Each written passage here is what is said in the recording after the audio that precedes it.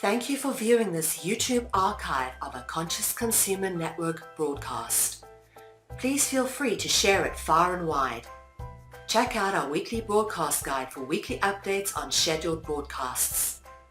Help keep us on the air by contributing to our network support fund. You can follow us on Facebook and Twitter or get in touch via email. We thank you for supporting free and independent media.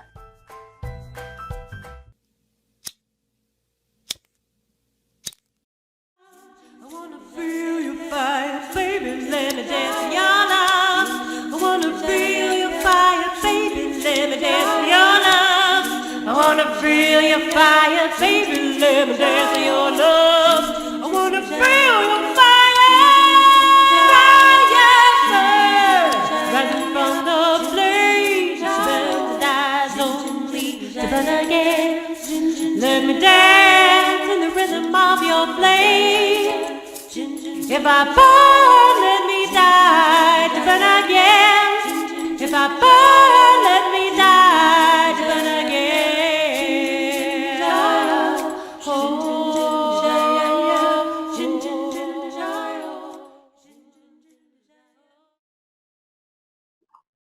Aloha, everyone, and welcome to Get Lit. I am Blue Star Deerwomon, and my beautiful co-host, Rebecca Hahn, will not be here today, but there's a slight possibility she might be calling in while she's traveling to Arkansas. But today, in just a short while, I'm going to bring on my brother, monk, Thomas Quebec. He's going to join me for this show. And so today's show is Finding an Affinity of Intergalactic Truce. But before I go into the theme and conversation of today, I just wanted to review that Get Lit is about the study of consciousness and self-reflection, and then sometimes we call it digestible bites. And basically that's when Rebecca and I are just kind of overseeing the kinds of topics and issues that are coming up in the world, usually the hard ones. And we just kind of take a bite every once in a while. And through our comical selves, we try to lighten it up a bit. So just to let people know, that's why we have a very wide range. We can go anywhere because we're always exploring consciousness. And we're very much dedicated to, because both of us have therapeutic backgrounds, and we're very dedicated to exploring the emotions that we're experiencing and the kinds of personal obstacles we may have. And so together, we really address, how can we get unstuck? How can we be more revealing to ourselves, recognizing that the more that we can allow to come up and be aware of is one of the most potent healing tools that we can share with our audience and with ourselves. So welcome again to Get Lit. And let me give you a brief intro to the theme of the show today. Okay, it's Finding an Affinity of Intergalactic Truce. Now, this theme emerged as, again, just looking out over the world. And I would say at this point that the collective consensus is that, yes, indeed, extraterrestrials do exist. All right. And fortunately, there's that 3 to 15% of us that also recognizes that there's been, attempts to do a false ET arrival in our skies through all the holographic technology, and for eons, and at least in this incarnation, Hollywood has done a terrible job, but a successful one, at scaring the shit out of us about our extraterrestrials, brothers and sisters. However, those of us who are awake have come to the understanding that our brothers, our star brothers and sisters do exist. And I think we've also opened ourselves to recognizing We have star nations that are benevolent, that want to assist us. And we have star nations that are not necessarily of that intention. And so my purpose of sharing the data that's going to happen today, and the data is really, it's always personal for me. It's what I know within me. And I want to offer this disclaimer. If ever I am sharing any information that I'm clearly of my own authentic self, and it doesn't resonate with you, just discard it. I mean, I don't take it personally. In fact, I see it as an empowerment. If something doesn't resonate, just throw it out. And or if something partially resonates, clarify it for yourself. How would, if it was expressed in a different way, how would it fit into something that perhaps you know within yourself? And that my premise is always that we all are so diverse. We're busting out of this enslavement shell. And so we're all seeking our own authentic truth. And my process is how I resonate with something. Now, what I've learned over the years, and I offer it also as a powerful tool, is as we listen to all the reports that are in the world, alternative media, mainstream media, however you get your intel, there's going to be moments where you go, oh my gosh, I totally resonate with that. Yes, yes, yes. And you might even say, I believe that. That's my opinion. Okay. And then 2/3 into the article or the documentary, you go, something you just absolutely turns off. Okay. I feel an approach that could assist us in our diversity is to start to recognize that at any given moment, at any nanosecond in your life experience, we are going to continually have that resonant, either we're going to be attracted or we're not going to be attracted. All right, we might be repelled. But here's what I suggest. I don't know where this expression came from, but you know, don't throw the baby out with bathwater. It's like a very potent way, I think, to proceed in these times is don't throw the whole thing out. Keep allowing yourself to just, you are discerning, pick and choose. And what that helps us to do is it helps us to eliminate dividing and separation. Okay? It's like, and it also what it does, and I think this is important, it allows us to, let's say we have an experience in our life right now and a person has totally offended us. And the next thing we do is we put that person in a box. You know, it's like, okay, they've been marked, labeled, bad, bad, bad, bad, bad. But if we allow the change that is obviously happens in every moment, and thank goodness we are continually changing, at a later time, you may look at that person and have a whole different resonance with them. And so what I'm saying is it keeps the door open, all right?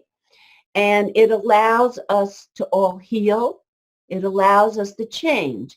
And it allows people who you've loved and then rejected to be able to come back into your life. So let's think in expansion, diversity. And so in today's conversation, and as each of us offer our authentic sensations of this topic, you be in your power seat and discern for yourself. Go, that's bullshit. And it's like, fine. Then put that little moment of bullshit over there. And it's like, cool. But then in another moment, you're going to go, holy shit, I recognize that. Okay?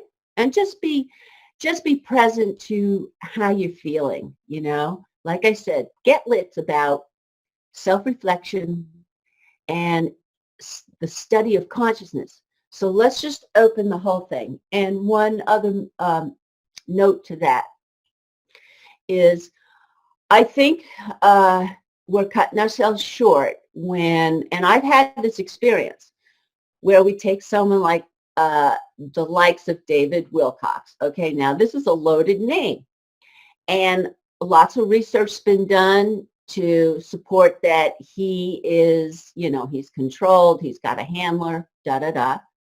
And then on the other side, he's revealing information, what we're calling disclosure, and something in that kind of resonates. But then we get torn in that duality. It's like, oh, wait a minute though, you know, and then we throw all of him out. And what I'm asking is, I really feel deep in my core that we need to continually stay open, even with all the facts that absolutely discarded a person. Okay, stay open and reconsider. Sometimes what we'll do with our friends, you know, we'll be so opinionated about something, and then something turns, and it's almost like humbly, you know, or guiltily, we have to go to our friend and say, you know what, I kind of made a mistake, or I don't think the same thing. I kind of like that person. And then you're all concerned the other person's going to judge you. And it's like, you know what, folks, it's all a bunch of bullshit. And as far as I'm concerned, this is the illusion of our planet. So let's think bigger, okay? So a little more intro about finding an affinity of intergalactic truce. I'm just going to say a few short things about it, and then we're going to have Tomas join us. What happened for me was, for many years, I've had a real sense of my intergalactic self. And as many of you out there have probably experienced, it was very difficult to have that awareness within myself when the external culture was still going, laughing at you, or, you know, identifying with Hollywood movies about extraterrestrials. And so I think several of us had to stay kind of quiet, you know, and then, you know, you'd have a few select moments you got to share and go, well, wait a minute now, yeah, I really feel this, and I think on this and on that. Well, now that we're going to acknowledge that the extraterrestrials are in fact real, I want to also acknowledge that there's a way that we can begin to expand our consciousness. And one of the things is the word affinity. If we can begin to recognize there are a multitude of affinities on the planet, okay? So let's say an example of an affinity would be the Dracos, okay? The Dracos all have an affinity to stay within their species. Now, we've seen affinities as far as cultural. You know, the Italians, they all like to hang out with themselves. And then you've got the Jews on Delancey Street in New York. You know, we have all our Chinatown. We have affinities. Those are cultural affinities. But let's say each of us, if we started to recognize our affinities, like we may have an affinity towards what are called the blue avians, all right? And I'm going to take that group of us that's in that 3 to 15%, and I'm going to say we have an affinity towards a certain way of embracing the world right now, or the way that we express our wakefulness, okay? We have an affinity. So in thinking about all these extraterrestrials and all our different affinities, and acknowledging that we are all here, and we've come to a place pretty close where a good portion of us can acknowledge we are multidimensional beings. And I'd say the collective consciousness at this point is also recognizing we've been interbred, okay? So we may have some Pleiadian, we may have Draco, we may have any number of extraterrestrial cellular memory in us. And, you know, for a moment, we might have an affinity even towards an extraterrestrial species that we have an opinion about, but, and having this tug of war. So when I recognized years ago there's a calling within me as a galactic ambassador. And I started going, okay, hey, this is a big job. Am I big-headed, too egotistical? And it was like, no, I'm going to sit in this seat, because the reason the galactic ambassador came forth is that I started to recognize that I was having intercommunications telepathically with a numerous amount of species.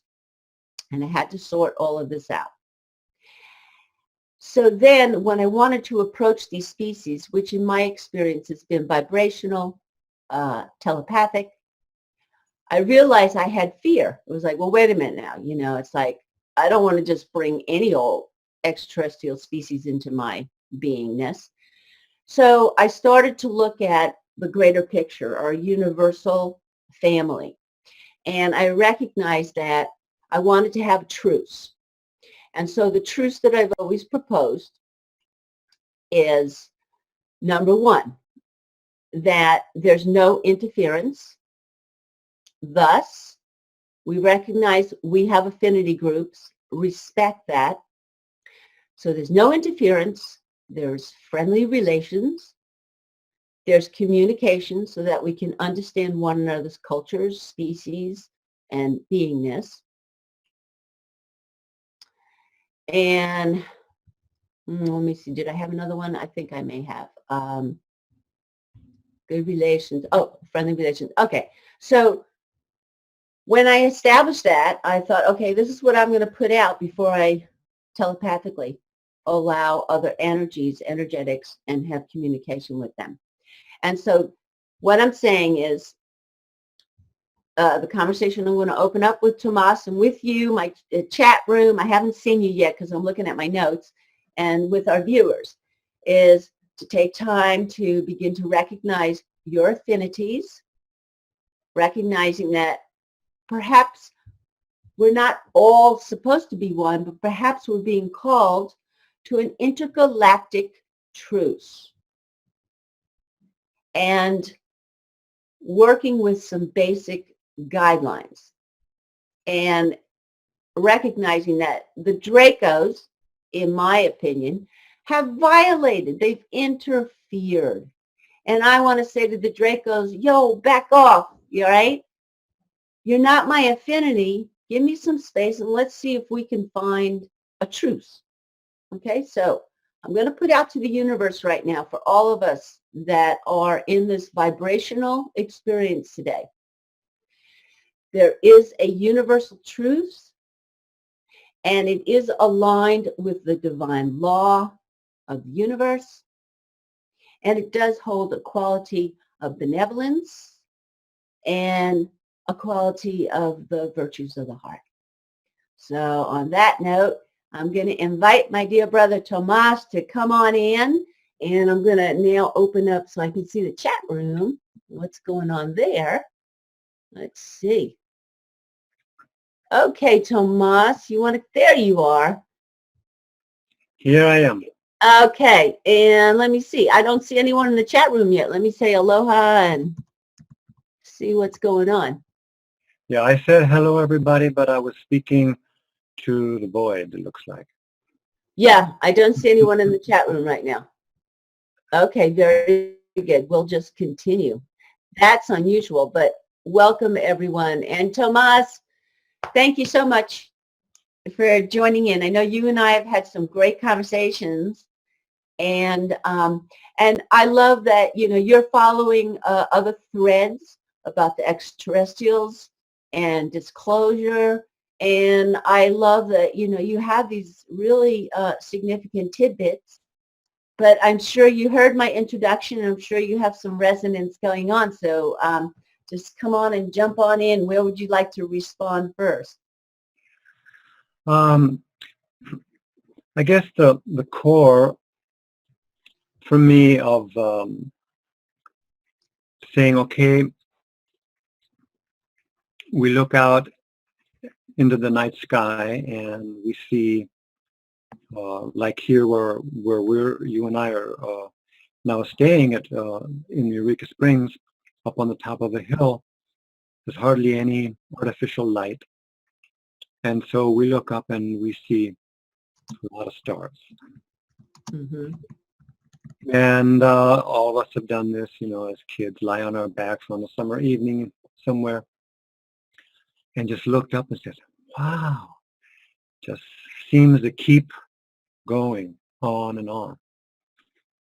And then we get to a place generally where we start asking, how many stars are there up there?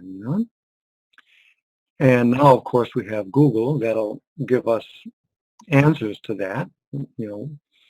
Whether it's true or not, I don't know, but they're saying that in our galaxy, which we call Milky Way galaxy, alone there are estimated 100 billion stars. Gosh. Up to estimates of 400 billion stars. So a billion, again, is 1,000 million, right? Mm-hmm. And so, yeah. And then you ask, well, how many stars are there in the known universe, right? Right. And then numbers just blast you. Mm-hmm. 10 billion galaxies, they're estimating, from what are highest, powerful instruments, optical instruments, or whatever kind of technology they're using, supposedly to identify how many other celestial bodies are there out there that could have planets around them like ours. And they talk about 10 billion galaxies, right? Like the Milky Way. And so that ends up being a billion trillion, which is the number 1 with 21 zeros behind it. I mean, for me, all that says is, all right, we are confronted with infinity, basically, for our normal everyday mind. Right. And when we look at that, it also, we're confronted with the limitation that we have of being able to grasp where we are. Because where we are is in this universe with supposedly 10 billion galaxies and 1 billion trillion suns, right? So can I know that? I can't know that. And so in that sense, then it comes down to really recognizing I need to let go of my fixed concepts, which is what you were saying. Mm-hmm. If all beings can free themselves of fixed images that they're holding of themselves and of each other's, free themselves of prejudice, basically, and doubt, then you could say we have a chance to establish communication between us. Mm-hmm. We can only establish communication between us if we've been able to look, that's my experience, if I've been able to look at what are the fixed walls that I put up around myself. And those are concepts, right? How do I see myself? I see myself as an Italian. Well, then I'm seeing a boundary between me and the Jewish guy next door. Mm-hmm. And so all these beliefs are what I act on. So to me, it just seems to be a continuation of my ongoing exploration of how can I let go of whatever it is in my understanding, my belief, my mind, my concepts, that would be separating me from someone else. And in my experience, I come to a really great humility of just saying, I cannot know what another being is really thinking. I can't even know what our cat here is thinking. I try to, I try to get a sense, and it seems like sometimes I can get a sense. But I would say it all boils down to me for me, it boils down to looking at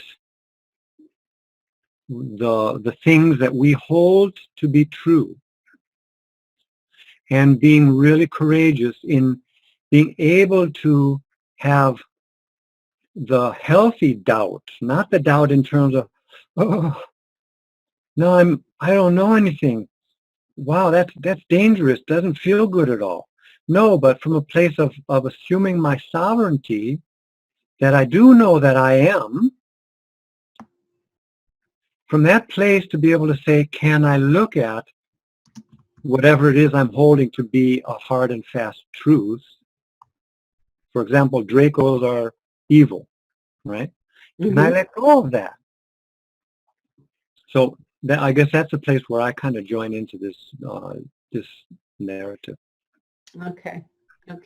I love that because, immediately, Tomas, you brought such a nice peacefulness and calm, and that is a very important core. I'm going to just pause for a moment because I do know you've sparked a lot of things in me. I'm not being able to see the chat room, so I'm going to refresh Conscious Consumer and come back into the live. I don't know. Are you seeing it, Tomas? If you refresh the YouTube. Yeah, it didn't work, so I'm just going back to the original. Yeah, I'm seeing what we have here is right, because our chatters are a significant part. Let's see. There they are. Okay, chatters. There you are.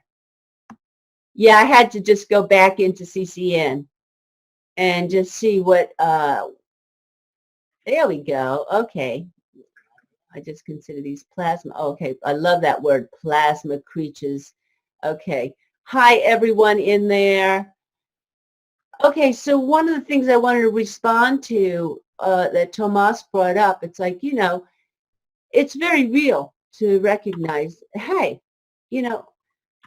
there's a lot we simply don't know. And so when I have followed my path to how do I even understand my star brothers and sisters, it's, for me, the best way to describe it is it's a sensation. It's an energetic sensation. It's beyond my five senses. And it's telepathic, and I often think about the dolphins. It's like how we understand the dolphins. They even send a picture, and the communication happens in silence. And I feel that that's my sensitivity also to that we're light. This much we know in science, that we're light, we're frequency, we're vibration, and we're continually in movement. And so what I've learned over the years is that I have experienced these internal sensations that have no conceptual description. And when I finally would sit down and tune in and go, okay, I'm going to acknowledge that there is other presence with me. And I go, is anyone there? And sure enough, an image comes to me inside, and I'll see these very different looking beings, or some will look like humanoids. And then the conversation goes on inside. And so I feel at this point now that there are lots of species on our planet right now, and that we're scrambling. And that's why I'm using the word affinity for right now. Not a border affinity, but just a sensational affinity. That we are really resonating towards our ancestors or the little pieces in us that is one species and another. But I think the chaos on the planet right now is we're all scrambling. We're trying to find our affinity groups. And I'm looking at, let's see, most important and not attract evil ones. Absolutely. And maybe the more you are evil, the worse plasma creatures you attract, host. Why true evil people are literally hosting evil. Yes, I think it's important if you know in yourself, okay, and I'm going to, here's one of those instances. I'm going to recognize that, okay, what we might be calling evil is, in fact, our shadows, okay, and that only us as individuals knows what we resonate. Like I know that I resonate with the heart virtues. I resonate with friendly relations, not interfering with each other. But I also recognize there's the shadows. There's those who we might call evil, we might call dark and what have you. But also that's what I'm proposing is saying, look, if that's your affinity, I'm going to trust 100%. You're serving your own divine nature in some way. But I'm going to say to that species, no interference. I'm seeking friendly relations. And I think that's part of what we have to start to recognize in our responsibility in the intergalactic truce is that when we come back into our power, nothing can invade that interior spark, you know, that's guiding us through all these existences or no existence. And so now that we're being awake, we can assert and go, whoa, let's clean this up a little bit and start to recognize that's an affinity. Like the Dracos, they're over here. And they don't have to bleed over into our affinity. But what we want to do, if your affinity is that of peacefulness, is start to call out to the energetics that are all around us and seek benevolent ancestors, benevolent families that would like to cooperate together. So that was one thing that was in here. And maybe the more you know about them, the archons, for lack of a better word, but a parasitic plasma creature, the more they will attack you, period. How much sympathy does a human have for an ant?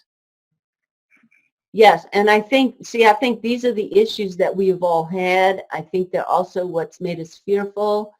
But I think what's happening simultaneously here, it's kind of like with our I do not consent movement, is that when we come back into our full power, we really do have the ability to say yes or no. And that's what we're beginning to exercise. And we do recognize, yeah, there's forces on the planet that are evil, there's archons, there's shadows, but there's also benevolent energies. But it's all together. It's the intergalactic species. Well, part of the reflection that I have when I consider other beings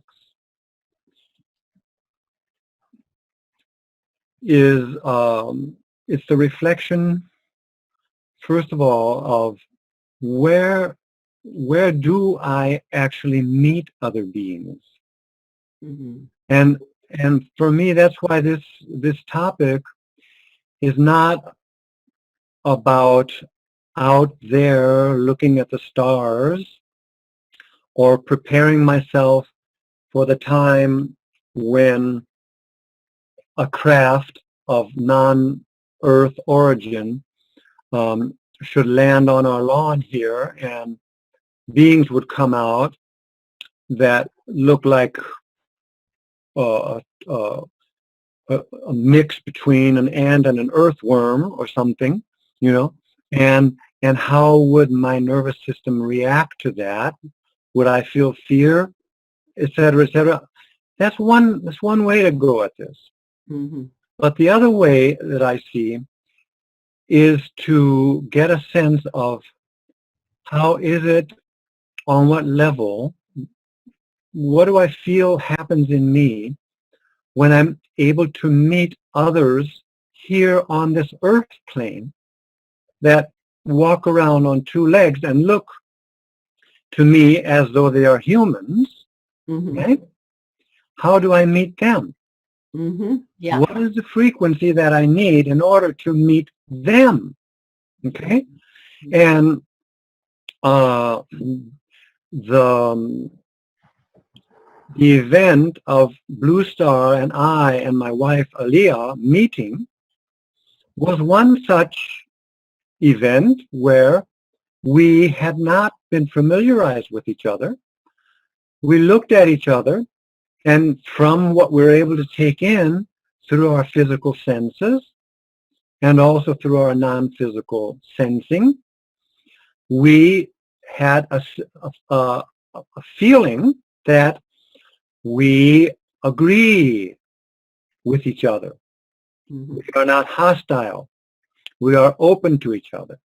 Mm-hmm. We are meeting each other without preconceived notions as far as possible. Okay? Mm-hmm.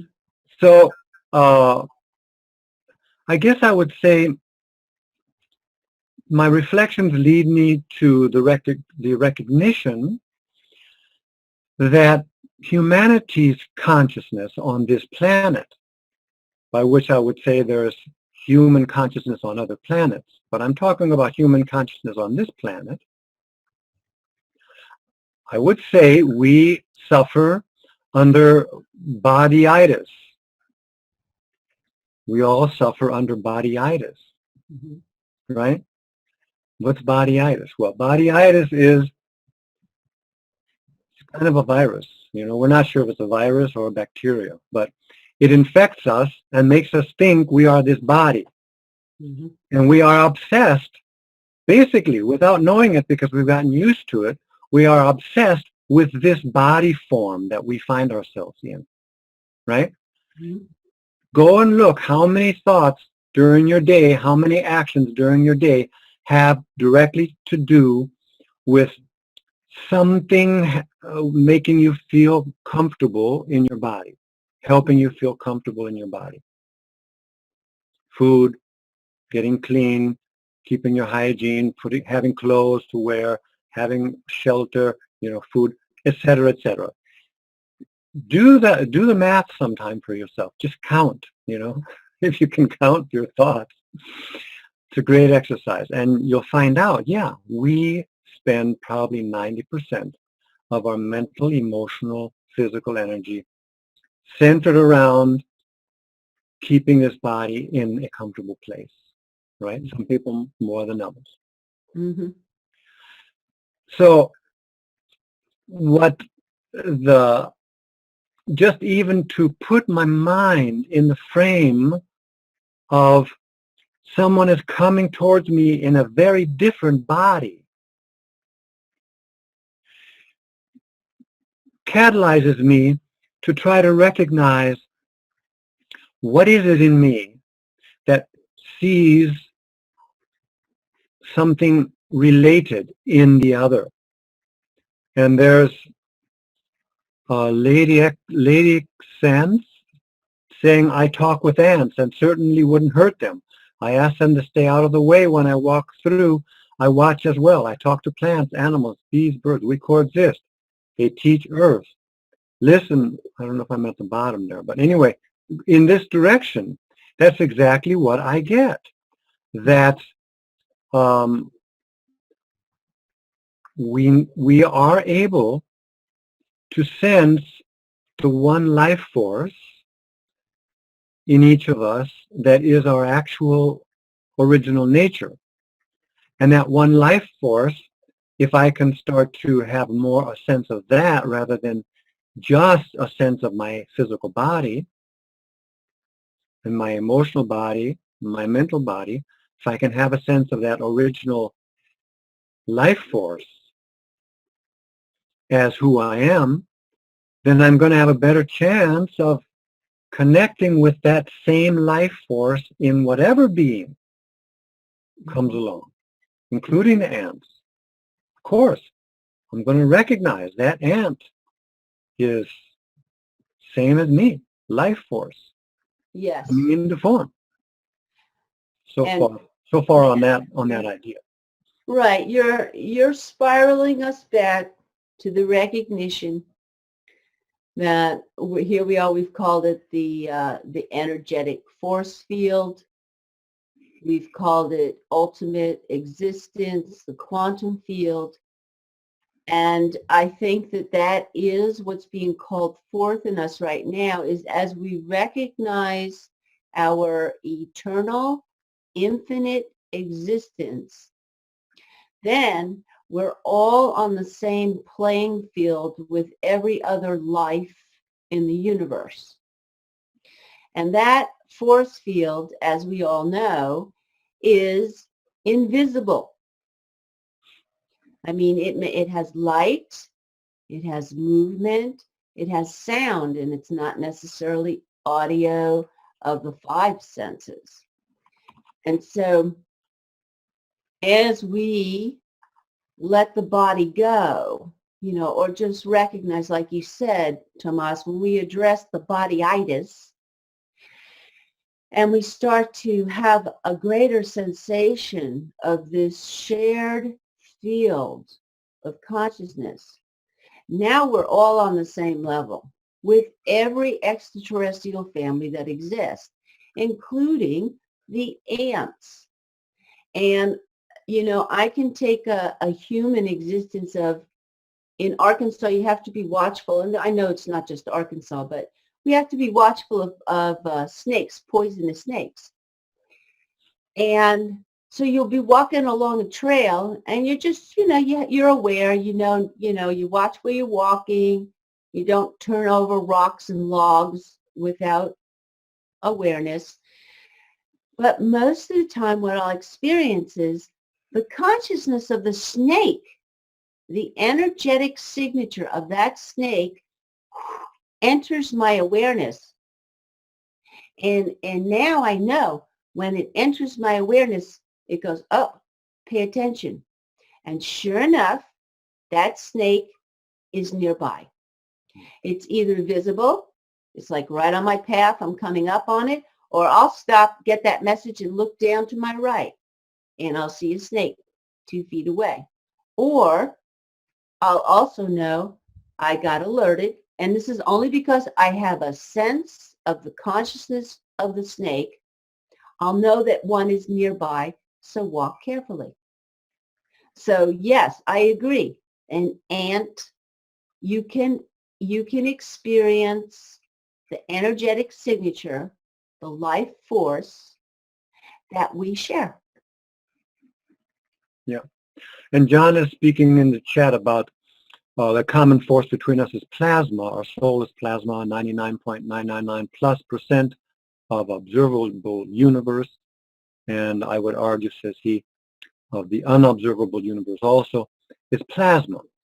And for me, I've used many, many words over time to put a label on what it is that I'm sensing that is our basic, nature, that which is that cannot be reduced anymore.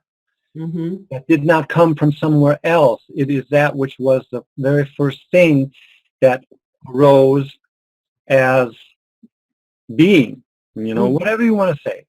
And sometimes, actually not long ago, I wrote a short kind of prose poem called Silence, My Friend. And that came out of an experience that I had of having the sense and putting the word silence to call that original something of which everything is made, which if you want to call it the building blocks of the universe, I call it silence. In other words, silence is such a dense, fine, in that perception that I was in there, all pervading the original substance, that you could say, this piece of crystal here, I look at it and say, it is condensed, solidified silence. And because it has come out of the non-movement of silence into the movement of molecules, protons, electrons, etc., I now give another name and call it a rock crystal. But the actual fact of it, same as if I look at this piece of cloth, what is it? It's cotton. It's cotton fiber. But you can call it a vest, okay? It's not really a vest. It's actually cotton fiber. Actually, it's plant fiber to even let cotton go out of it. And go back from that, you could say it is plant.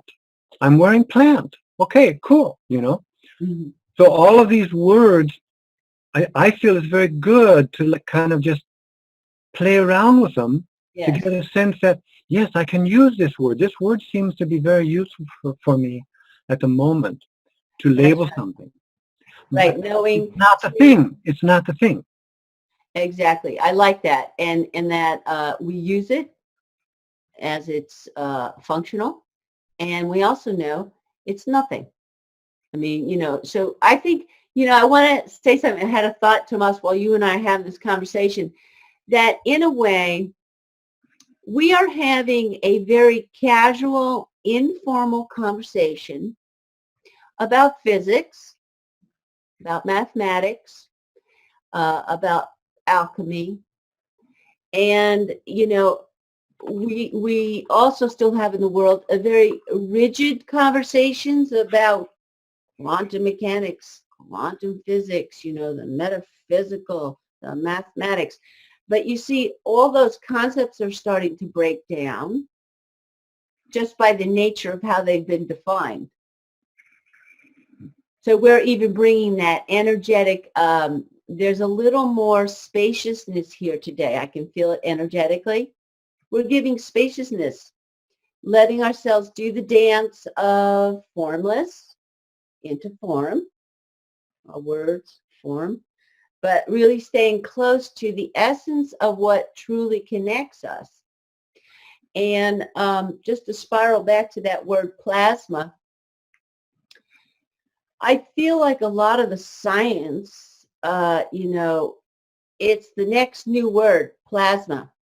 And the limited human is still in the pattern of exploitation. And often some of these very sacred experiences that we attach words to, like plasma, that these sacred experiences are still being kind of gathered up by limited humans that are still functioning in the pattern of exploitation, capture, possess, repackage, capitalize. And that's part of the entangled mess that we're all tiptoeing through. Right. Because in essence, no one is less or more than the other. And in essence, there's no capitalization on who and what we're made out of. And that, I think, has been the great extraterrestrial war, is from our understanding of the Dracos, they have tried so hard to capture us forever, and they've been unsuccessful. This is everyone's. This is a tone of equality. And as we have more and more awareness that we're drifting in of formless and form, okay? that fortunately the evolution of our universe is no longer sustaining the limited human exploiter. Yeah? Yeah. Yeah. You know, there's a view of how we build up basically the mental world that we live in, the mental emotional world that we live in. Mm-hmm. And you could also say it's a world of words. Okay. And the example is that our system seems to automatically start to condense itself, okay, into labeling something, first of all. For example, this is a car, all right? Mm-hmm. And then that label goes on to a description. For example, the car door is smashed in, right? To take that as a description. Mm-hmm. Now from there, automatically, without even noticing it, we make an inference that the owner had an accident, right? Okay. Inference number one. That's already the level beyond, first of all, verbalizing, which is the esoteric teaching says is already the fourth level, which came up from that place where, first of all, a feeling for a thought started. That's the very first. Mm-hmm. Okay, that's pretty close to source, actually. Mm-hmm. Feeling for a thought started. Then that thought condenses into, it could be a word Mm-hmm. that clothes that thought. That's the second level. The third level is this word that's clothing the thought, that is the condensation of the very first impulse from source to have a thought, okay, comes up to the next level, which is to push out with speech that word, all right? And then that's a car. Then comes the next level, description, the door is bashed in. From that comes the inference, the driver had an accident. Second inference, he must have been reckless, which is probably based on inferences that I know my neighbor is a guy that seems to me to be reckless. Okay, all based on this other network of inferences. Next, third inference level, Mm-hmm. I will not let him drive me anywhere because I will probably have an accident, right? Mm-hmm. Right. So this is our artificial world net. Just contemplate on that a little bit, right? All, and that's all condensation. We're condensing. Now what they're saying, what evolution is, that's involution, okay?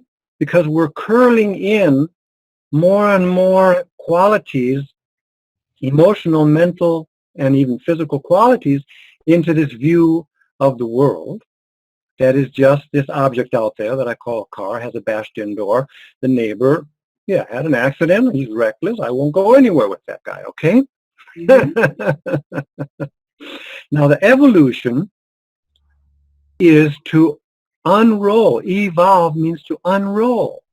We Right. start to unroll that whole thing. So what does it mean? It means I should go from, oh, let me catch myself. I'm having a judgment about this guy. This is the fourth level of inference. I'm catching that. Going to roll it back. It came from there. It came from seeing the door bashed in. It came from saying that that's a car. It came from me deep down having this perception of a physical object and having a thought about it. Can I go back to there and then start to see, how do I connect with the level that is before I give it a name, before I put it into a fixed form? This is evolution of human consciousness, because then I start to open up. I start to be less dense. I start to expand because I say, oh, I don't know what happened. All I see is the car door is not the way I usually know a car door. It's kind of misshapen, right? But I'm not going to let anything else glom onto that from my past experience or my prejudices, okay? So this, I would say, is the work of us working as evolutionaries to continually try to get down to the essence, to the one substance. If you want to call it plasma, and that gives you a sense of the universality that connects us all, perfect. One of my favorite examples is if I have an electron microscope here and now, and I point it towards this keyboard, I won't see a keyboard. All I'll see is subatomic particles. Mm-hmm. And if I turn that electron microscope to me, to my body, I won't see a body. Mm-hmm. I will see subatomic particles. Mm-hmm. And there's the wonderful example of the woman brain scientist who experienced her own stroke, Jill Bolte Taylor. Mm-hmm. Jillboltetaylor. Google that. It's amazing. You'll get a TED Talk where she explains how, just to make the story short, after she was then recovering, she was looking from her bed in the hospital towards the door of her hospital room, and all she could see was an uninterrupted sea of energy. There was no contour of any object. All she could, that's how her perception was at that moment after the stroke, after she started to get a first possibility of even looking out of her eyes. And she said she could only notice that a person was coming through the door when those molecules started to move. She said, oh, that must be a person coming through the door.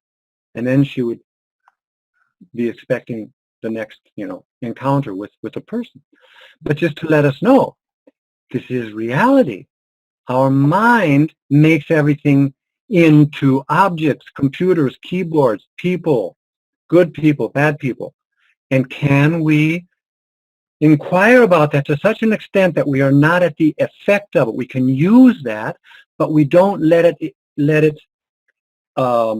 run us to the extent that we feel separation.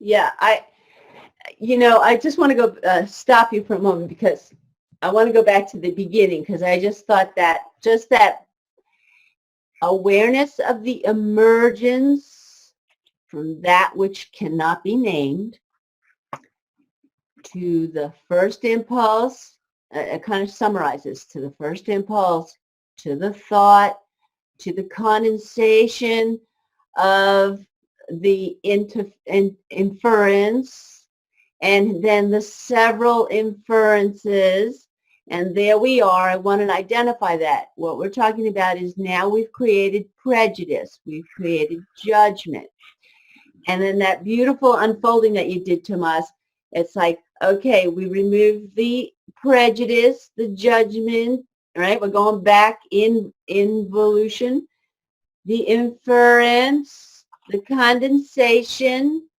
the impulse, back to that which cannot be named. That, just that alone is a nugget, a really beautiful nugget. And I did want to comment, Omar said something in here earlier, which I really liked because I do this in movement too, Omar. He was saying, and I think everyone's done this, have you ever shook your hand long enough? Well, all of a sudden, the sensation, you start feeling something really different, okay? It's like all of a sudden, you almost could describe your hand becomes almost web-like a duck's foot, and it changes the molecular perspective of how the hand functions. You see, we're in a pedestrian mode with using our hands. We sit, we stand, we walk, pedestrian modes. And this is part of what I value about working with improvisational movement is that when you move, out of your pedestrian zone, all these other experiences start to emerge. And what's beautiful, just to go back to Tomas, your analogy, is that all these other experiences emerge, these sensations, these extensions in our bodies that we're unfamiliar with and we don't have labels for. And you start to have the experience, and this is what I call shamanic improvisation. You start to have the experience that you have crossed into another essence, consciousness, dimension of existence. And the vocabulary of the pedestrian world, which is the one we all live in, has no application. Because you've gone back, you see, you don't have the condensation that Tomas just spoke of. You don't have the inference, right? So really where you are in your improvisation is you're in the impulse. You're in the impulse, and all you're doing with that impulse is you're moving. Like you're allowing yourself to move in a different way, and there's no description for this. So I just love that bridging. Well, how does that connect into Galactic Truce, you know? Okay. Can we be in improv there, right? Go ahead. Exactly. Okay, the way I came to my intergalactic communications is because I've been exploring and have created a body of work called shamanic improvisation about 35 years now. And it's about the art of being in the moment and going between the worlds. Because in my earlier years, as I started to explore movement and sounding, I started to recognize I was tapping into an energetic field that had no inference or description from the external reality, okay? And so I had to just find ways that created prompts and gestures so that you could go into a multi-dimensional, multifaceted experience through your body and sounds. So what happened is, and I also have a background in shamanic journeying. What I started to recognize is in the indigenous families, we know that there is a place that a shaman goes between worlds, and that there is a larger sensation that telepathically is translated and then is given some translation and expression for the people. And it's an invisible energy. There's no need to prove it or to even find the vocabulary in the external reality for it. However, when I started to experience these sensations, because I was doing improv and I was also working on character development, I can feel an improv's coming. I would start to give voice and character to these energies, and they became very alien. They became very extraterrestrial to me. I didn't recognize these characters. I could maybe go, have a glimpse of, whoa, that looks like that sci-fi movie and da-da-da. But there's a point at which the sci-fi movies aren't totally off, okay? So I would find these characters, and in order to allow others, because I was performing this now, allow others to be comfortable, I knew inside me I was making contact with these other energetics. So then humor came in, and I knew I was lightening it up and finding the humor to make it easier for my audience to respond. And in the earlier years, people go, oh, that was so funny. I saw an ET, and I'd be like, yeah. And I just look for a deeper conversation. No. More recently now, when one of my ETs emerges, they're like, I had a conversation with that same ET. Okay, so the consciousness has changed so that now my venues are bigger. But the vibration And this is how sometimes I'll communicate. It reminds me of the Mayan culture. The Mayan language is like clucks and percussive. There's a lot of, it's a real percussive, clucking, drumming, rhythmic. And it's the closest I have resonated with. It conveys not just an image, it conveys a sensation, right? So what I've come to is sometimes when I sit in meditation, I use this energetic field and I sense a new energy. And I'll allow myself to acknowledge, I'll just even turn to it and go, internally, silently, I acknowledge your presence. Are you of benevolence? And in the shamanic tradition, when you ask a guide, are you my guide? They are obliged to say yes. If they growl or show their teeth in this tradition, they're not your guide. So I use the same protocol. So in my telepathic self, I ask, are you of benevolence? And they'll either gesture or give me some kind of expression, or they'll telepathically go, I have always been of benevolence, or some response. The moment that energetic acknowledges that it's a friendly relations, I begin to explore and have a conversation with them, okay? And right now, I'm acknowledging there's a being that's beside me right now because I'm opening myself to these energetic fields. So this being is present, but what's also happening, there's like 37 other species are coming in right now because they hear I'm communicating. All right. Now my energetic field is completely changed. I can feel it. I have a different vibratory nature to me. And all of these energetics are present on our planet. And this is what prompted me to go, okay, now that I have all of your attention, can we sort out who has an affinity towards friendly relations and no interference? I'm going to ask those of you who can be in resonance with this vibration to stay, and anyone else that cannot accept and embrace this energetic vibration, I'm going to ask you to leave.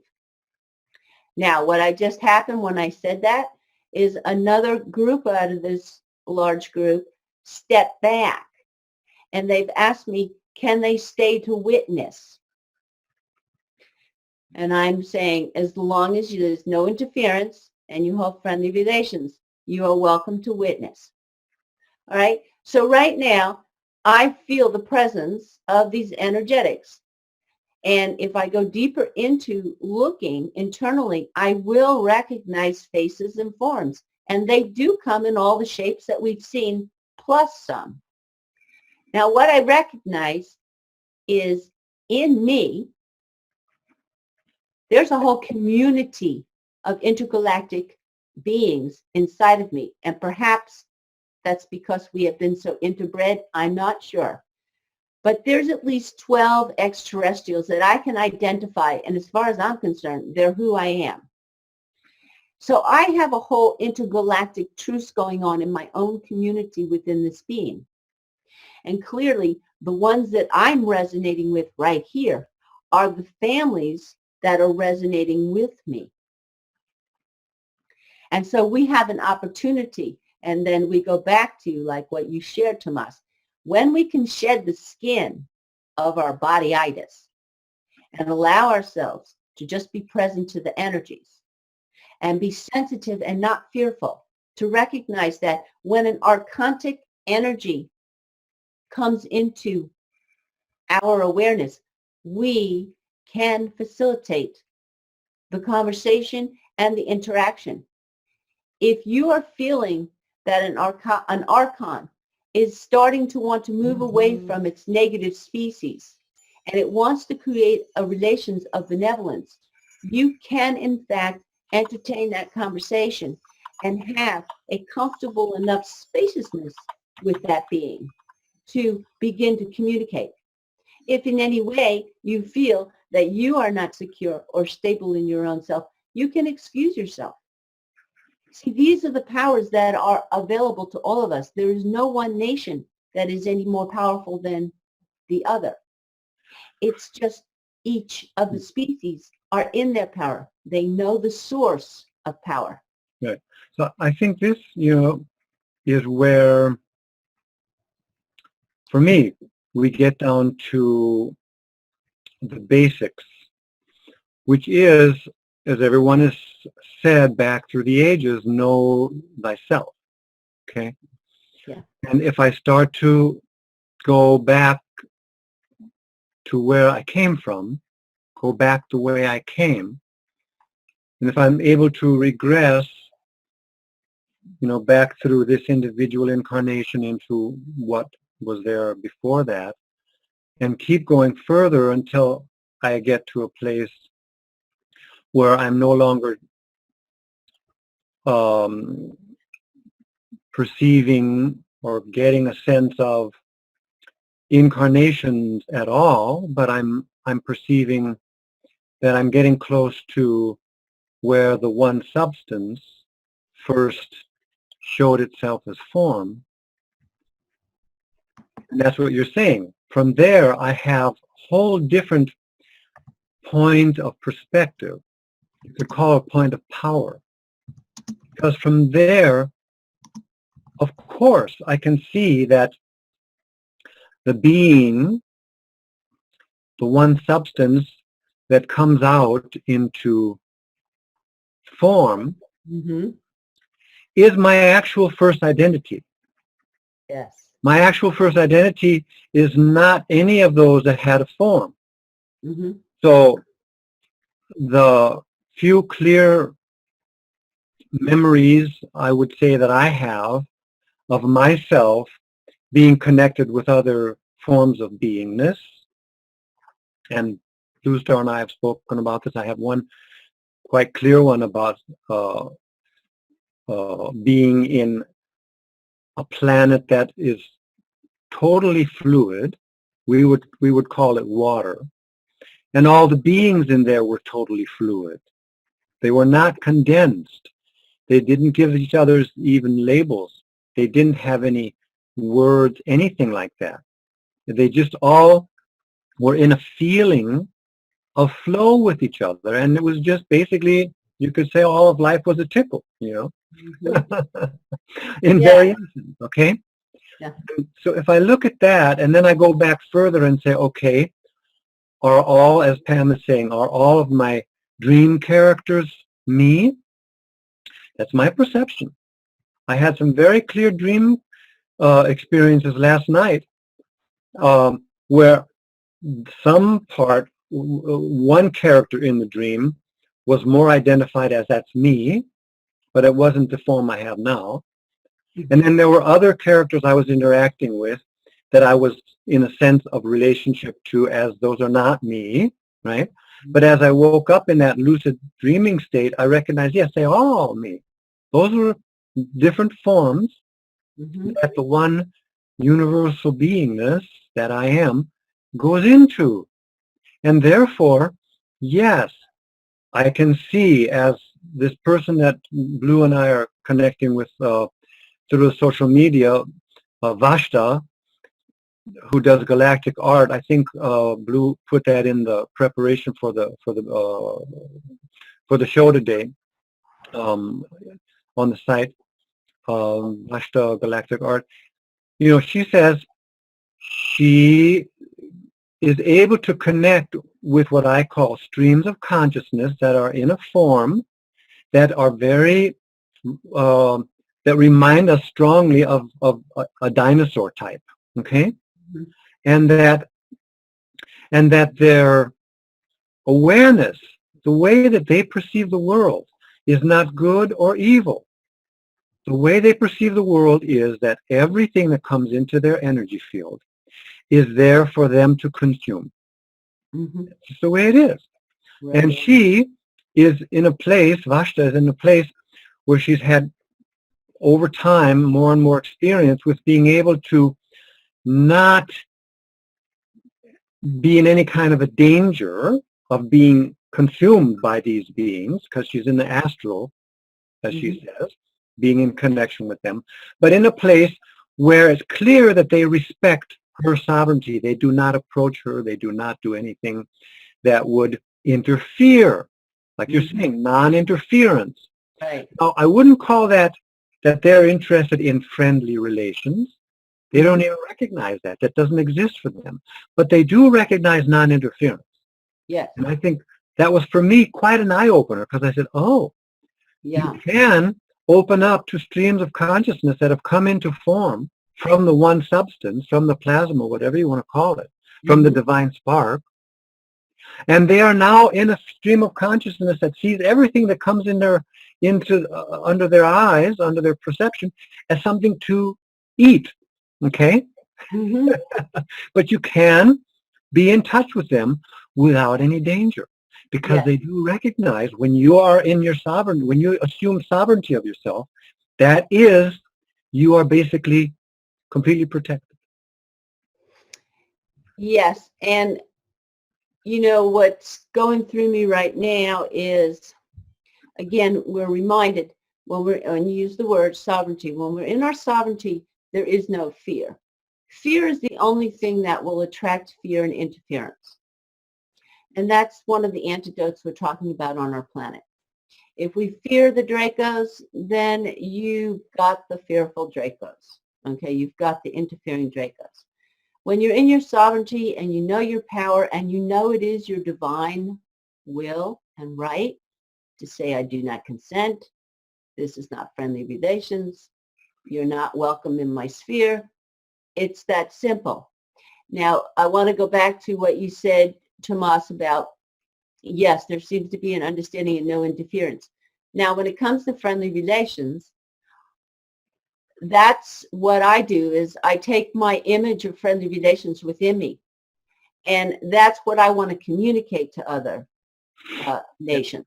I want them to find the resonance in me. So I'll find the resonance of friendly relations and I offer them the vibration. And basically what they do is they study it, just as I study them. They study the vibration. They put out 1,000,000 different fiber extensions, which I also can do in my being, and they're getting just a multitude of data exchange. So I'm feeling highly charged right now, and so I'm going to share with you why and how I use shamanic improv in having intergalactic communications. Now, granted, I may be before my time. Right now, there'll probably be more people that laugh at me, but in enough time, you're going to recognize that this is a really valid form of communication. And so what I'm going to share with you is I'm going to express through my sounding and movement what I have explained as a truce. I'm going to explain that I'm looking for no interference, friendly relations. I come in love. These are the heart virtues. And I basically am coming in peace. And I welcome all the intergalactics to be present. And these are the kinds of sounds. And I use non-sensible sounds because they represent my vibration. Words don't represent the vibration that I speak with. So.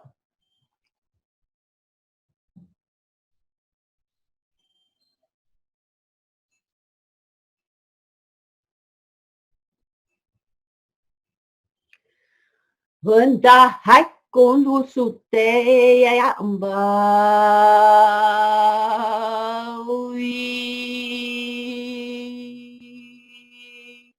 Hunda hunda hunda ya o. Yeah, owie, owie, owie, owie,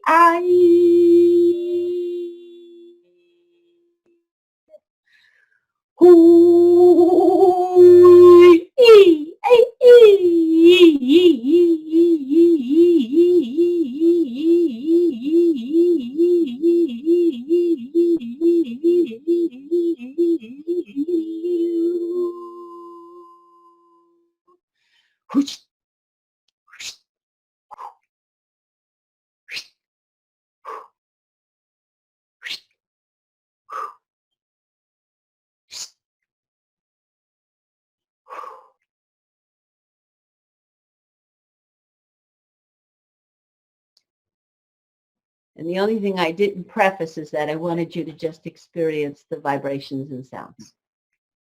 Just allow that resonance to be in your being and know that I have just communicated with all of the universe. This is what we seek. Thank you, Tomas. And it's as simple as, you know, that shamanic cleansing sound of the moment you feel anything is diminished in your environment, or you're negative, or you know in that moment, whoa, I just got fearful. You just hold the intention. You're clearing it. It's out of your space. And these are the tools that are going to allow us to begin to find our universal language. They're just stepping stones, as you know, until we fine tune the inner vibration. It's all happening within us. Yeah. How do you feel about bringing up a couple of images of these beautiful beings that Vashta is connected with? Okay, I am going to do that. And let me just refresh this chat room one more time. I've had to keep refreshing it for the new chats to come up. Yeah, see, I'm missing a lot here. I just want to see here. Omar came in here, and yay, let's see. One day I woke up from a dream, and as I was waking up, all the voices of characters in my dream converted to my voice. It was so nice. Yes, I love those kinds of experiences, like an integration. Yes, anger is another form of fear. Yes. Thank you, y'all, for enjoying this. Okay, so I'm going to share my screen, and let me get Vashta. And we're going to show you, this is VashtaNarada.com, and from my understanding, Vashta is also, she's been doing some of the drawings and graphics for the Disclosure with David Wilcox and Joe Goody, right? And so the reason for showing this, let me get my share screen going. While you're getting that up, I want to just mention, if you put in Vashta, V-A-S-H-T-A, Narada, N-A-R-A-D-A, into Facebook, you can also get onto her Facebook page, her personal one, and also her Galactic Art Facebook page. And a lot of nice things she posts there. Let's see, desktop. Oh no, I wanted this actually. Share screen. Okay, looks like we're already in. Let me lower my chat room here. Okay, the reason I'm bringing this up is it's really time to explore some of these images. We've seen them around. We thought Hollywood owned them all. They don't. And it's time to revisit these energies. And one of the ways that you can cleanse yourself is recognize when you have fear or you have a reaction and clear it, okay? Just because these beings, Hollywood made them be scary, Hollywood turned them into monsters, you're going to have to let go of that program and begin to let yourself be open without prejudice, even the dark ones, okay? Even like over here, this dark one. Now I'm going to slide the page up a little bit. Everyone loves to see the white ones, you know, the angelic ones, and that's all beautiful. But it's time to embrace the shadow side. And if we look at the past meanings of Lucifer, and there's been lots of conversations in the social network, Lucifer is not evil. Lucifer is the dark side, the shadow side of source, okay? And we've been all bundled up over in the white field. It's time to integrate both the shadow and the light. It's one and the same, but we've got to let go of the programs that programmed us to create that duality. So there is a good chance, as you look at this without prejudice and judgment, that you may have some memory, and that's what we're going to use this for, is let yourself remember. Let yourself remember a dream. Let yourself remember a moment when you look at these images and you go, oh my gosh. Like, for instance, I know there's a blue alien is one of my affinities and aspects, and when I look at these guys over here and the one that looks like she's dancing, whoa! I am so down with that blue image, all right? These blue people, like, they get me all excited. I get really charged up, okay? But, so just enjoy. And as far as I'm concerned, these are really, really right on. They're really good resonances. Just for all of your information, if you want to delve deeper into the communication that Vashta has been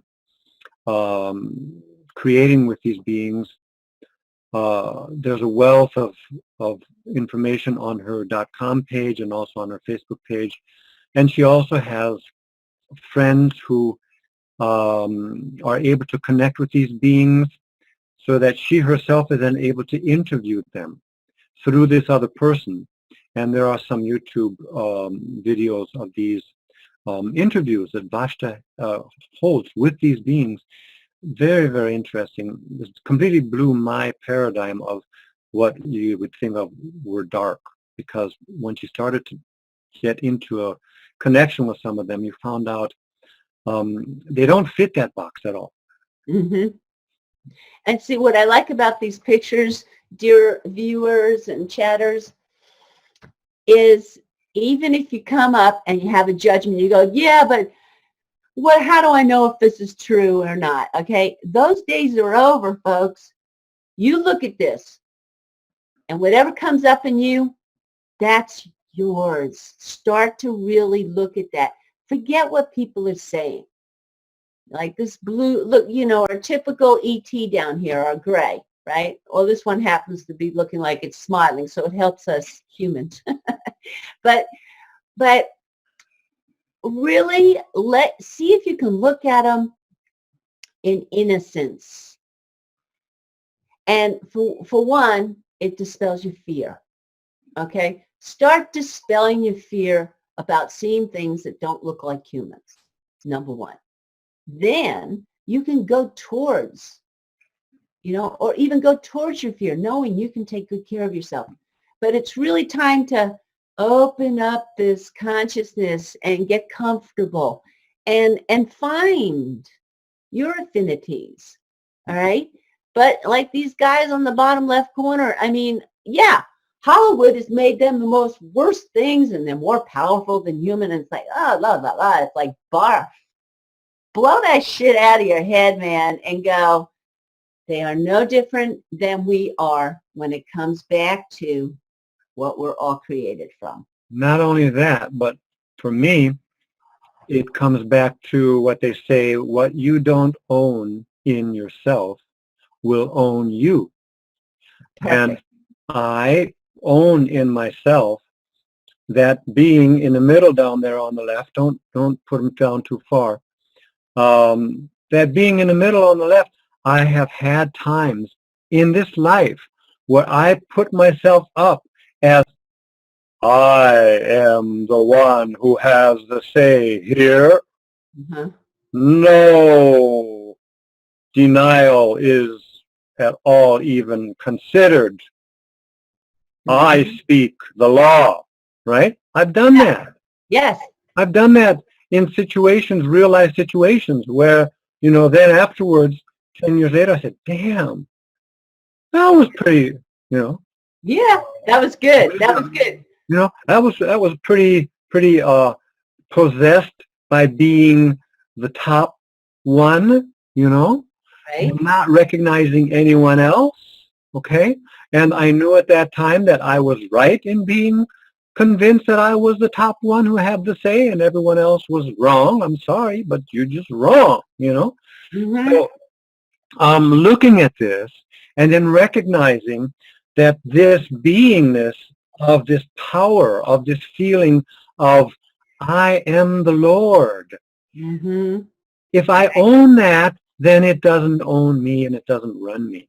But I Yeah, that's have it good. in me as a stability that I know that if I meet someone like that, I will be equal to that and I'll be able to stand eye to eye. Even if he's 14 feet tall, I'll stand eye to eye and say, hi, let's sit down and have a cup of coffee, you know?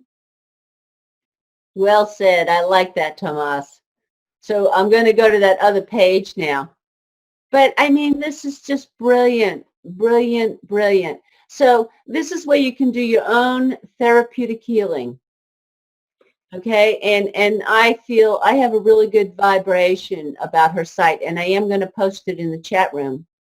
And let's see, there was one other page here. Let me see. This is the Galactic art. I think it was general. Yeah, that's the one we looked at yesterday evening. Yeah.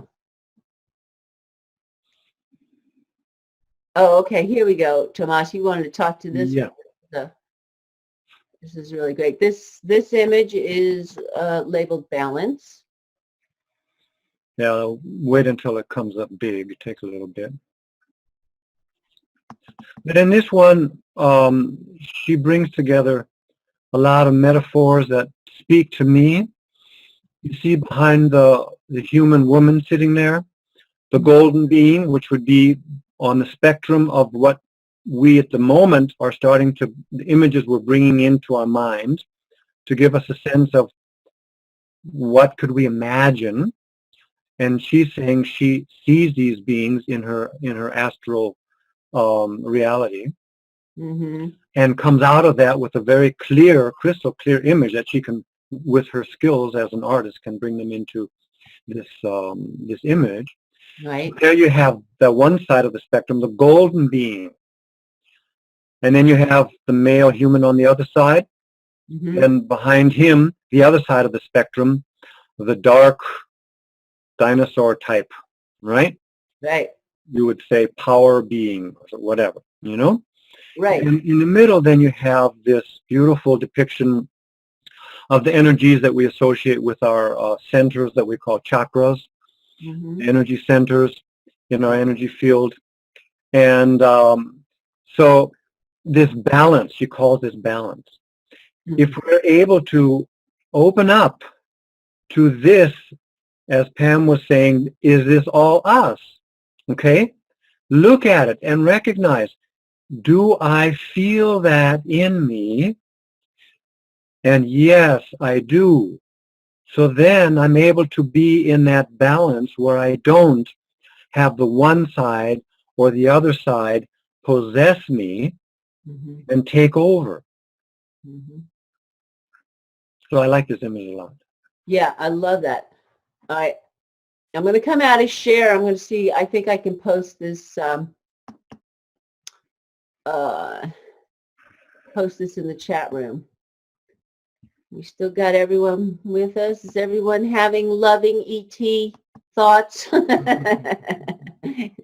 Here we go. Let me see. I think this might work. Yeah, I think this works differently. There you. Oh no. Okay, it doesn't take it. So it was Vashta.com. Vashta Narada, Vashta.com, and you have that in the when you The write-up for the Today the Show. write-up for today, you have Yeah. that listed down there. Yeah. Yeah. And here the tones remind me of childhood. Yeah. Lady Amph. I often, what allows me to open up to these fields is calling in the innocence of my child self. If I can recall an image of being a child that was just curious, explored, and just, a child just kind of resonates. It goes towards its affinities. If it has an affinity to a mud pile, it's in it. mud puddle, it's in it. If it has an affinity to go sit on a log, we do that. So I think we will very naturally go back to our child selves and probably remember before the veils got closed, as we've observed with children. You know, they're still behind the veil when they first come in. I think that's why we love so much to be around an infant or a 3-year-old or a 4-year-old. And then very progressively, you watch the children get enculturated and programmed, and they start to lose contact, and they're no longer talking to their invisible friends anymore. Go back to when your child self was still behind the veils, and I think we will remember our intergalactic ancestors and family. Mm-hmm. Yeah, I think there's really ways to do that. And the See them. basic frequency that for me is so important to embody every morning in my quiet time is simply benevolence. Mm-hmm. And in that sense, I don't even say no fear, because no fear, as we know, has a little word "no" in it, and the universe does not recognize that.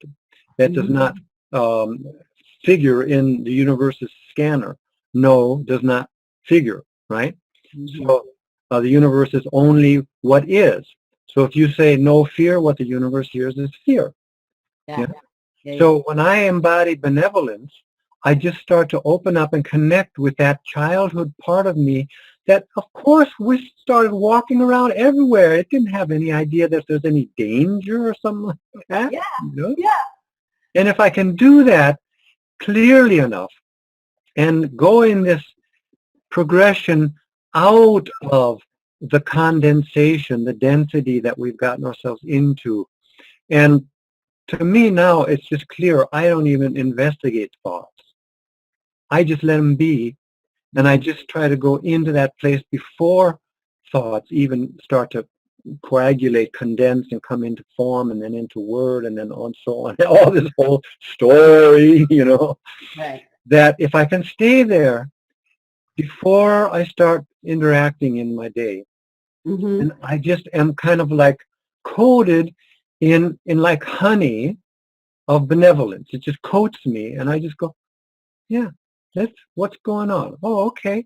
Any kind of a disturbance comes up, go back into the benevolence that's everywhere, and then you dissolve it. And for me, that's clear. Any, non-earth origin craft, thorny, looking like a huge Death Star lands here on our lawn, and the door opens up and a big roar, and out comes something, you know? Right. I'm just going to be sheathed in that benevolence, and I know it's taken me through this life on earth unscathed. Unscathed? Is that the way? Unscathed. Unscathed, okay? Yeah. Then it's going to do the same thing there. So I think that's, what we just need to keep getting rid of density. Mm-hmm. Yes. Yes. Yeah. And again, setting the intention for our gathering here today, the get lit intention that we know is rippling out into the universe, is we're conveying our own message. We're not using any super duper technology. We're using super duper who we are. And the message is we're calling for an intergalactic truce, a universal intergalactic truce. And we're asking that there be no interference. And we're asking that we have friendly relations. And we're asking that we have communication so that we can become knowledgeable about all the other species and races. And with that, we're also saying that we would like to share the benevolent virtues of the heart. We seem to like that on this planet, earthly beings. We seem to resonate with a care and loving nature towards this planet and towards each other. So we know the universal nations are here on this planet. We know we're not all visible to each other yet, but we do recognize we're all of a vibratory nature. And as we explore and meet each other telepathically, these are the things that we'd like to hold. And in that regard, I think it's a good practice for us right now to begin to remove all our prejudices. Now, I know we're doing it, we're moving fast on this planet. We've got some serious planetary energies. We've already addressed we need to remove the obvious prejudices of one another in the human context. But I'm going to say, you know what? We've got that going on now, okay? We got that moving. We need to remove our prejudices of what we can't see. We need to really clean our own slate. We've all heard about blank slate technology. Clean your own slate. See yourself as your own clean white canvas and don't paint anything on it. Just let the canvas stay white. And a similar image my teacher used to use. He used to say, throughout the day, you get stuff put on your plate and you consume it, whether it's thoughts, emotions, feelings, food, whatever. And at the end of the day, it's important to clean that plate. Clean that plate. That's why sit just a little bit, even if it's only 3-4 breaths before you lie down. Because then, as soon as you fall into sleep, more stuff starts coming, right, onto your plate.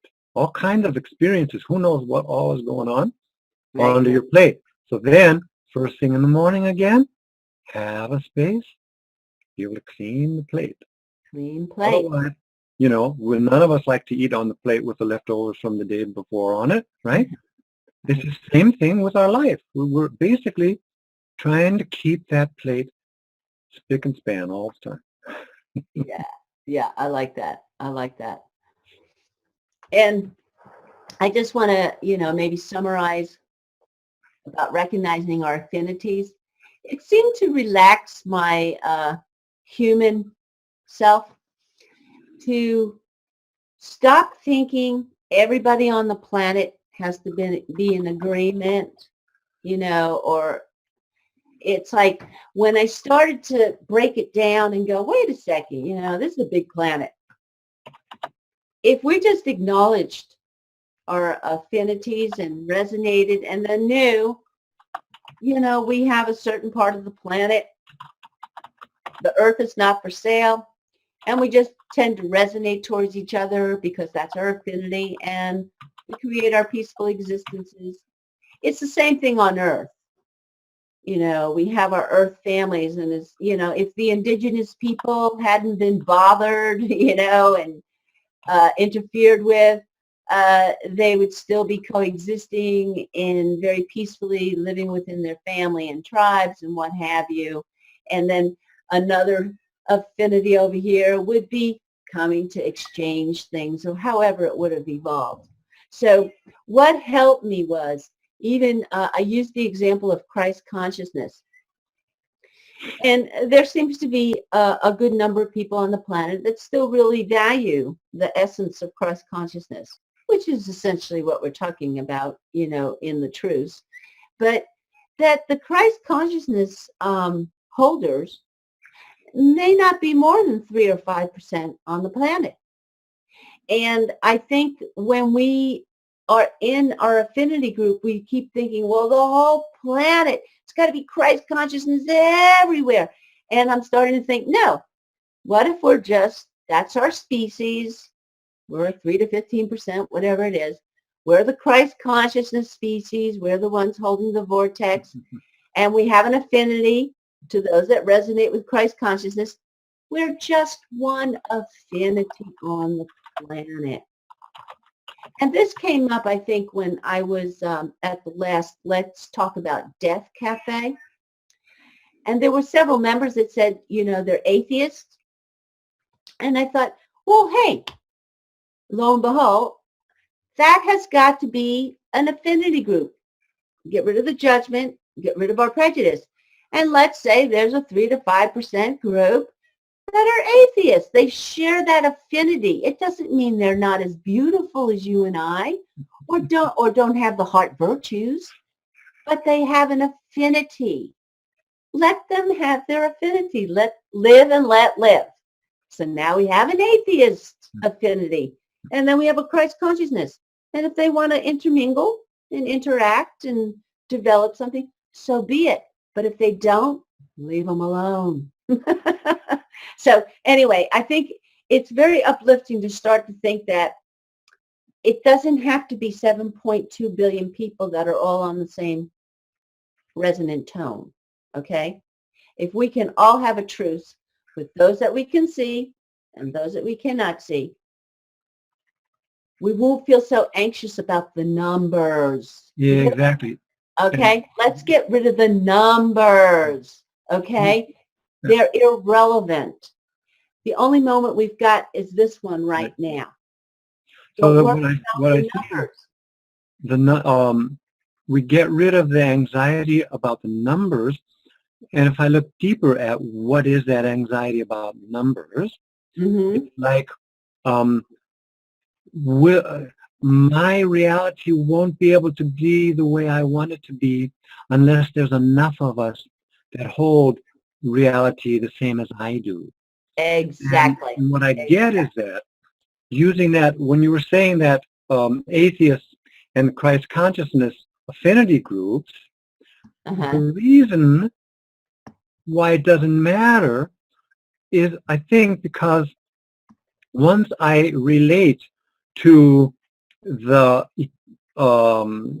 underlying reality of the atheist and the underlying reality of the Christ consciousness, that it is the same underlying reality, and that becomes not just a mental concept for me, but it starts to be my visceral reality that I'm feeling.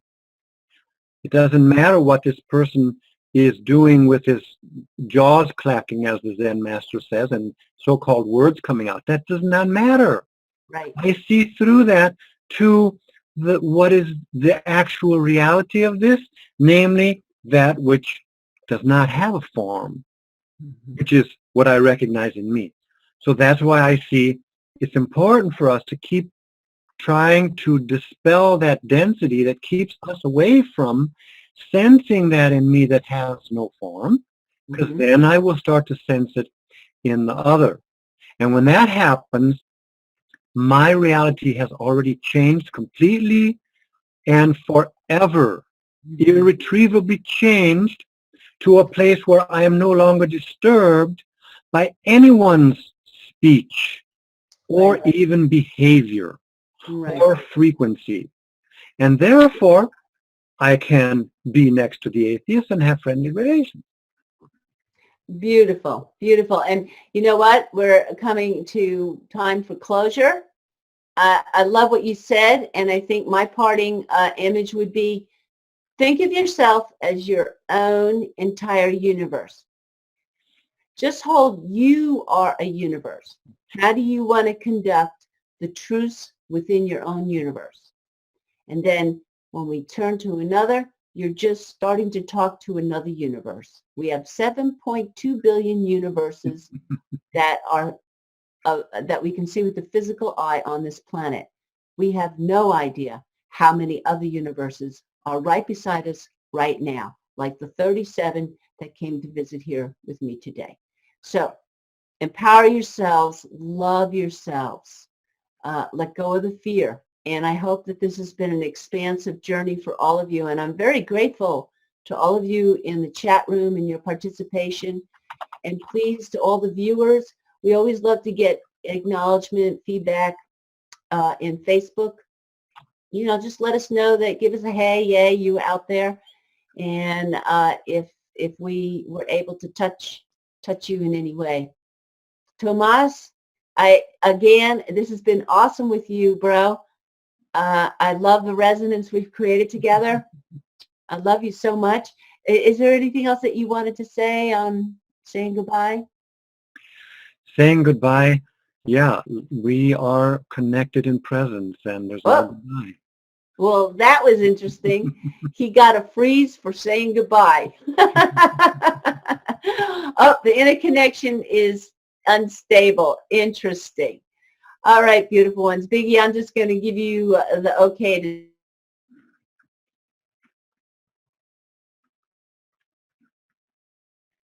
Thank you for tuning into CCN.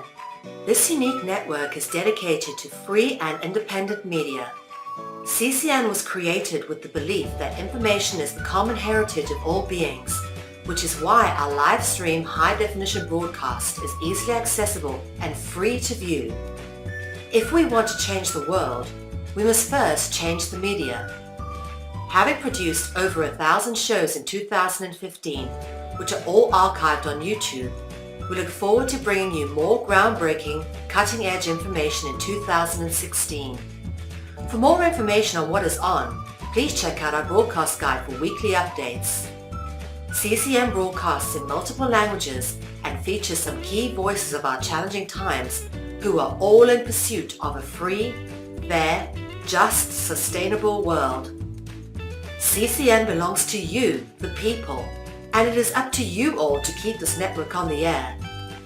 Please contribute to the Network Support Fund or visit the CCN shop. We thank you all for supporting free and independent media.